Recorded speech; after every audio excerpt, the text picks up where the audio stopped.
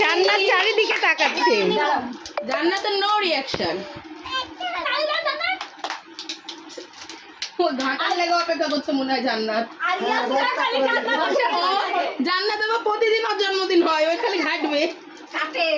সবাইকে খাওয়াবো আমি। ইয়ে বলবে কি যে ইয়ে করলাম ইয়াসিরা খালি জানলাম কে কারে করে সেই মজা না পছন্দ হয়েছে রাফাকে দিবে না গো ওর বিটে দিয়ে গেছে রাফাকে দিবে না হাতে নাও এত ইয়ে আরেকটু নাও আরেকটু বড় করো আমার বন্ধু হি না না আমি ওনার সাথে কথা বলি না, কথা বলে আপনাকে দিব একজনের